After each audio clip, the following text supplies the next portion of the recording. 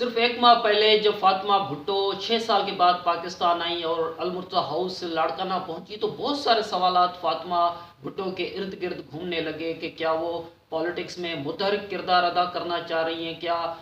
پاکستان کی سیاست کے اندر وہ الیکشن کی سطح پہ پاکستان کی سیاست کے اندر حصہ لینا چاہ رہی ہیں، یا اس طرح کے بہت سارے سوالات تھے جو فاطمہ بھٹو کے ارد گرد گھوم رہے تھے۔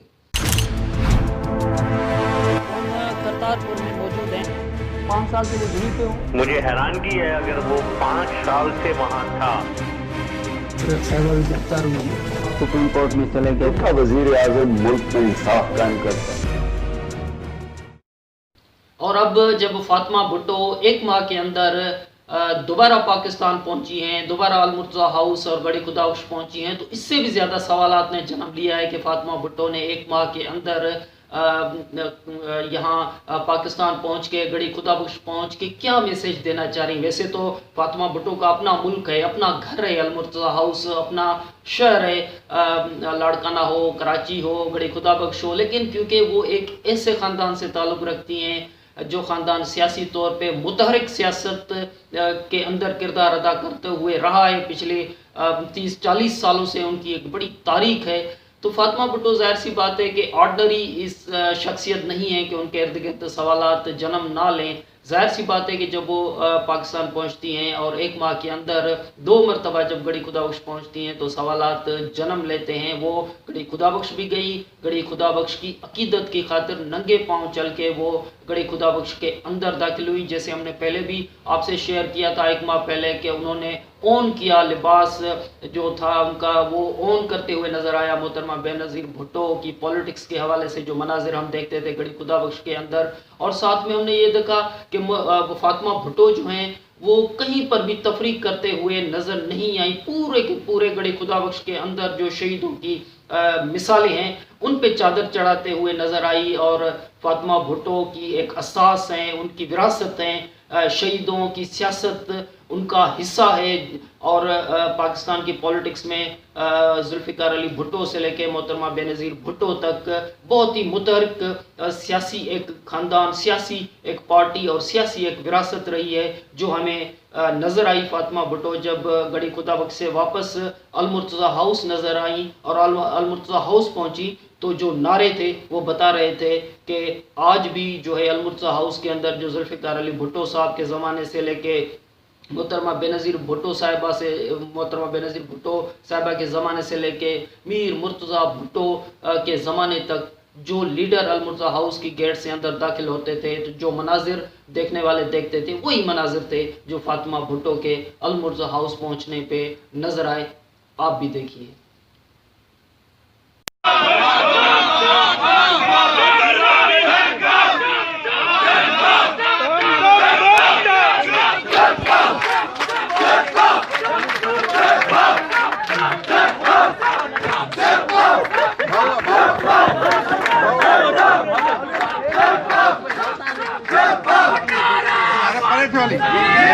فاطمہ بھٹو صاحبہ گڑھی خدا بخش سے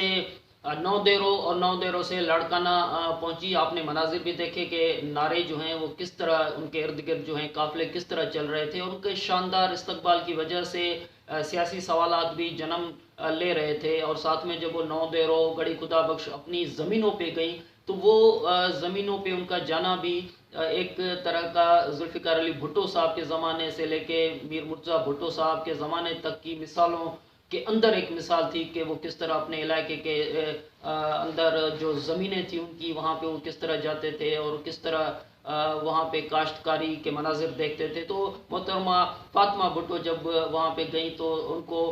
ظاہر سی بات ہے کہ گاؤں والوں کو بھی وہ مثالیں ان کے ذہن کے اندر یاد آ رہی تھی، وہ مثالیں وہ دیتے ہوئے بھی نظر آئے۔ لیکن ساتھ میں ہم نے پہلے بھی جیسے آپ سے ڈسکس کیا تھا، جب 1 ماہ پہلے فاطمہ بھٹو لاڑکانہ پہنچی تھی تو ہم نے آپ سے ڈسکس کیا تھا کہ فاطمہ بھٹو ایک آرڈنری شخصیت نہیں ہے، وہ لکھاری ہیں، وہ شاعرہ ہیں، اور ساتھ میں ایک ایسی سیاسی وراثت کی تاریخ رکھتی ہیں، جدوجہد کی ایک تاریخ رکھتی ہیں جن کا مثال ہم صرف ملک کی سیاست کے اندر نہیں بلکہ بین الاقوامی سطح پہ بھی دیکھتے ہیں۔ اور ساتھ میں وہ ایک صحافی بھی ہیں، اور میرے جیسے صحافی کے حوالے سے ہم نے پہلے بھی کہا تھا کہ جو لوگ یہ مثال دیتے ہیں کہ صحافت کوئی پیسے کے حوالے سے ڈسکس ہوتی ہے، تو فاطمہ بھٹو صاحبہ کا جو مثال ہے وہ ایک ہمارے جیسے صحافی کے لیے ایک دلیل کی حیثیت رکھتا ہے کہ صرف پیسوں کے لیے نہ پولیٹکس کی جاتی ہے اور نہ ہی صحافت کی جاتی ہے۔ تو جب فاطمہ بھٹو صاحبہ جیسی شخصیت صحافت کے اندر اور شاعری کے حساب سے نظر آئے تو ہمیں اور بھی زیادہ اپنے حوالے سے طاقت محسوس ہوتی ہے کہ صرف اور صرف یہ ساری چیزیں جو ہیں وہ پیسوں کی خاطر نہیں ہوتی، جس کی سب سے بڑی مثال فاطمہ بھٹو خود موجود ہیں۔ تو ساتھ میں جب فاطمہ بھٹو صاحبہ پولیٹکس کے اندر اگر ان کی انٹری ہوتی ہے تو یہ بہت ہی خوبصورت اضافہ تو ہوگا پاکستان کی سیاست کے اندر، لیکن ساتھ میں ہم یہ دیکھتے ہوئے نظر آئے ہیں کہ فاطمہ بھٹو صاحبہ جب بھی کوئی انٹرویو دیتی ہے، جب وہ کہیں جاتی ہے تو ان کے ارد گرد جو سوالات ہوتے ہیں وہ سیاسی سوالات ہوتے ہیں، اور ساتھ میں ہم یہ بھی دیکھتے ہیں کہ جو لوگ جن سے وہ ملاقاتیں کرتے ہوئے نظر آتی ہیں وہ سیاسی سے زیادہ وہ اپنے دکھ شیئر کرتے ہیں، جس طرح وہ ذوالفقار علی بھٹو صاحب کے زمانے سے لے کے محترمہ بے نظیر بھٹو صاحبہ کے زمانے سے لے کے میر مرزا بھٹو صاحب کے زمانے تک المرزا ہاؤس کے اندر جس طرح وہ اپنے دکھ بیان کرتے تھے، ارد گرد جو فاطمہ بھٹو کے لوگ تھے وہ دکھ اور درد بیان کرتے ہوئے نظر آئے، لیکن فاطمہ بھٹو صاحبہ سیاست کے حوالے سے ابھی تک خاموش ہیں، اور فاطمہ بھٹو صاحبہ کے حوالے سے گو کہ بہت سارے سوالات ان کے سامنے رکھے جاتے ہیں کہ وہ پالیٹکس کے اندر انٹری اور متحرک کردار ادا کرنا چاہ رہی ہیں یا نہیں، لیکن ہم یہ دیکھ رہے ہیں کہ وہ خاموش ہونے کے باوجود بہت سارے انٹرویو میں بہت ساری جگہ پہ یہ سوال کرتی ہوئی نظر آتی ہیں کہ پاکستان کی سیاست کے اندر کیا وجہ ہے کہ ہر 10 سال کے بعد، یعنی اگر آپ 70 کی دہائی دیکھیں